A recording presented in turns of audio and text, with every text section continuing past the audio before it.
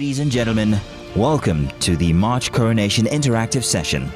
The theme for today's discussion is Nigeria's economic landscape, a blend of optimism and uncertainty. You are warmly welcome to the March 2022 edition of our interactive sessions.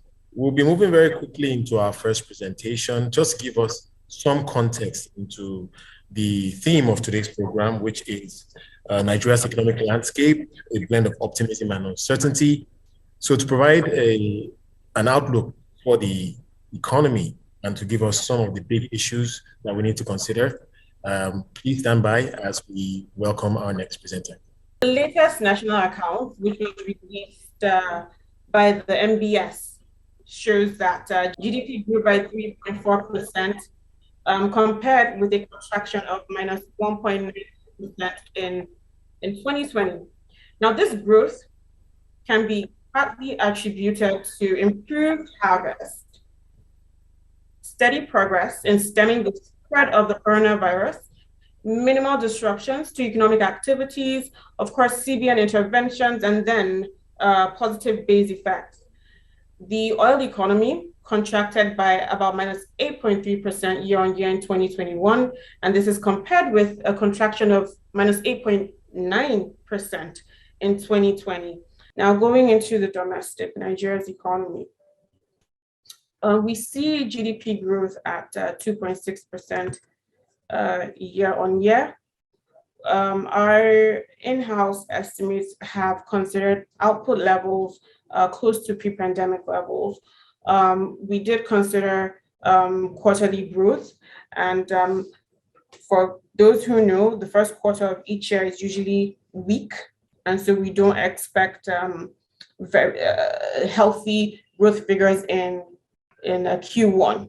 And then as we progress during the year, we expect to see upticks in the growth figure. However, we believe, or as of now, we believe that the GDP growth rate would end the period at 2.6% year-on-year.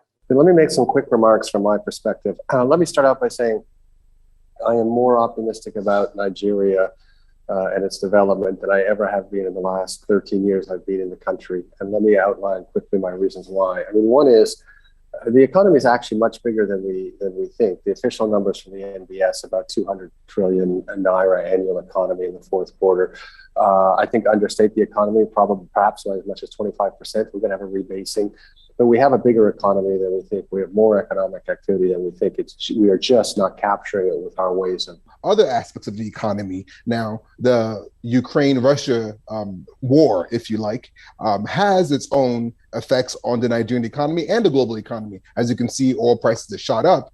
Now, my fear, which is already crystallizing, is Nigeria will not key in to that peak. That's the problem we have. We are always too late to the party.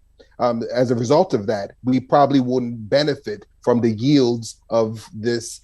There's a movie, let me put it out there, and never waste a good crisis. This is a crisis where Nigeria can basically capitalize on. Unfortunately, we're not ripe to do that just yet. Price of crude has gone up. Meanwhile, we're suffering from fuel scarcity in Nigeria right now. And that's the real economy being affected. Consequently, prices driving up, food going up, cost of goods and services going up. And that is the pattern that we discover that is now more glaring, that if you look at the Nigerian economy, we can now confidently say that what drives this economy is the non-oil sector, rather than the misinterpretation that the oil sector drives the economy. And that essentially is the proof that we see in the data currently.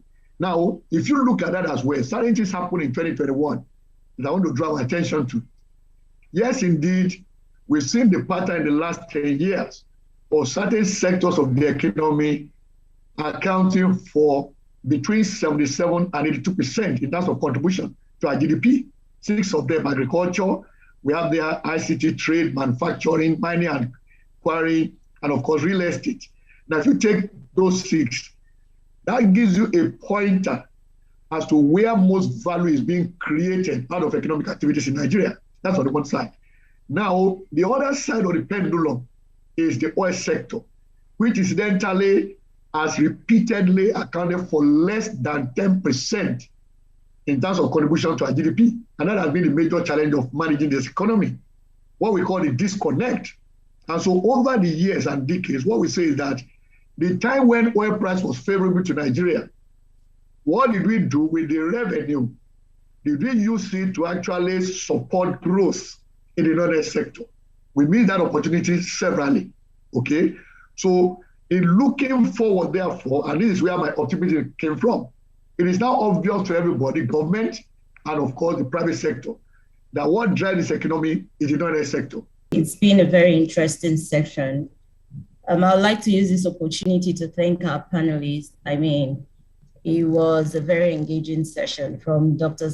Andrews' comments around, or maybe his optimism about the country, you know, just stating that the economy is actually bigger than we think, and therein lies the opportunity, to Dr. Nana's comments about never wasting a good crisis. In other words, I mean, Nigeria should actually be positioned to maximize the opportunities as presented by the crisis we currently have in Russia, Ukraine.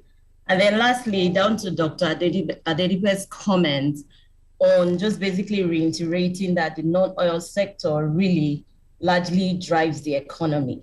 And so with more focus on that sector, we would expect to see significant growth down the year. So I want to use this opportunity to say thank you so much. And then to also extend to our audience, our clients, and our customers who have taken out time out of their busy schedule to just be part of today's session. We want to say thank you, and we look forward to see you at our next session.